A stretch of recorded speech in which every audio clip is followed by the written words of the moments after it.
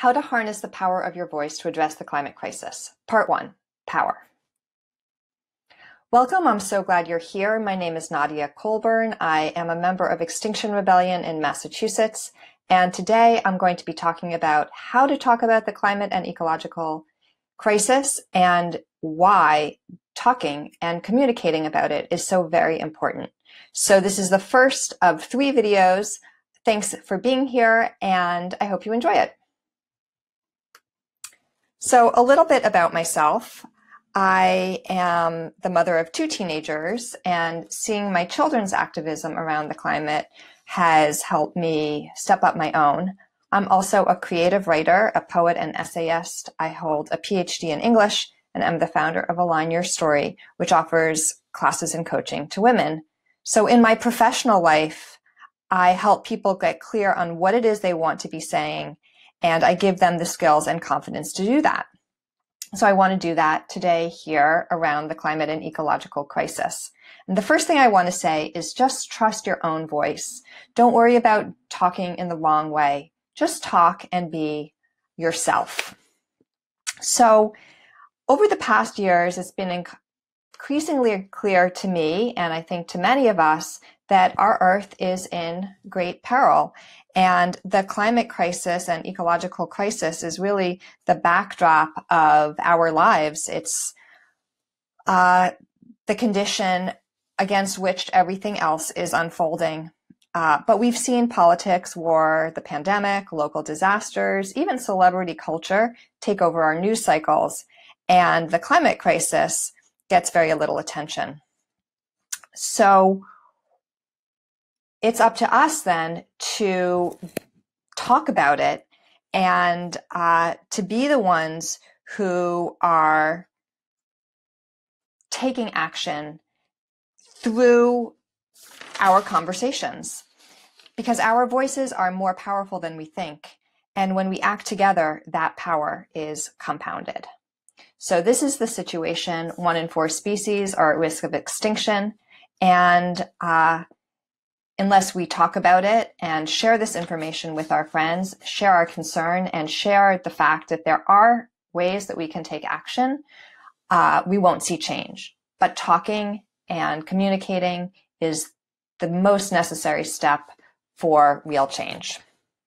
In this series of webinars, I want to give you the power, the confidence, and the skills you need to speak effectively about the climate crisis. I'm not going to be giving you a lot of scientific data, but instead I'm going to encourage you to just be yourself and communicate about what matters.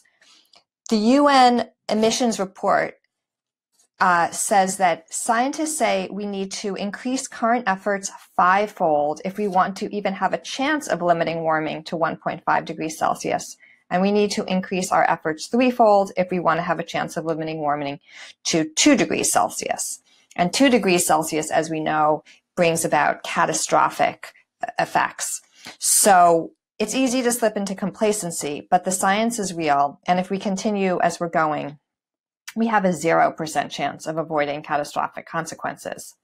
So this first video will cover the power that we have in our own voices to come together and bring about change.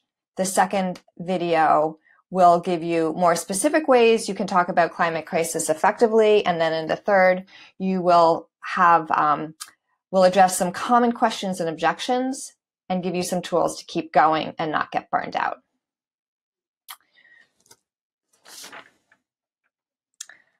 So Extinction Rebellion's first demand is to tell the truth, and you can be a truth teller, because if we don't tell the truth, we cannot possibly address the issue.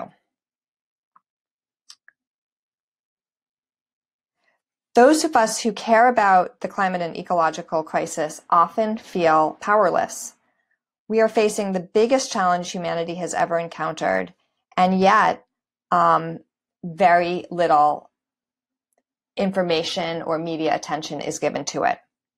According to a study of UC Berkeley, over 90% of scientists agree that there is a climate crisis caused by human activity. But as of 2019, the New York Times mentions a scientific consensus, a mere 4% of times in articles about climate change. And the fact that we are experiencing level of carbon dioxide in the atmosphere that hasn't been seen in millions of years is mentioned in only 1% of the paper's articles. So we could feel powerless.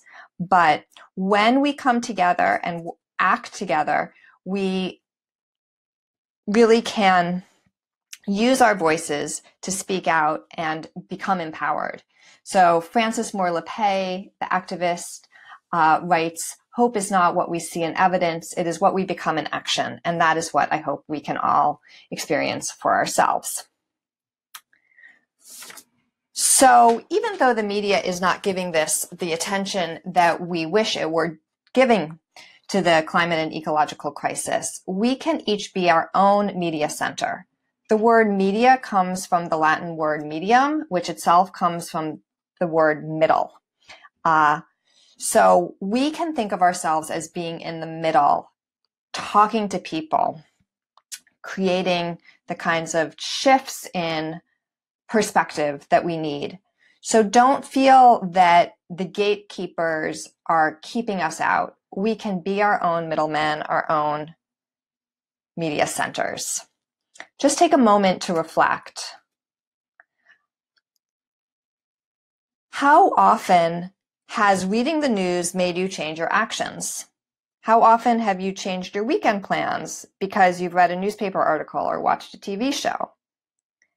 By contrast, how often has a suggestion from a friend or family member affected your weekend plans? The people who are around us or who are in our social circles, either physically or not physically, our family, friends, coworkers, neighbors, have enormous influence on us.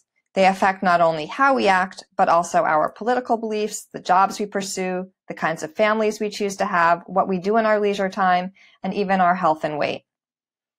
So in the book, Connected, The Surprising Power of Our Social Networks and How They Shape Our Lives, Nicholas Christakis writes, "We discovered that if your friend's friend's friend gained weight, you gained weight. We discovered that if your friend's friend's friend stopped smoking, you stopped smoking. And we discovered that if your friend's friend's friend became happy, you became happy. When a friend quit smoking, the odds of the other friend quitting smoking went up by 36%. Our networks have a very large influence on us. So actively use your networks by sharing with them your concerns, your actions, and by creating different cultural norms." There are solutions. We can join Extinction Rebellion, we can protest, we can be part of a collective movement.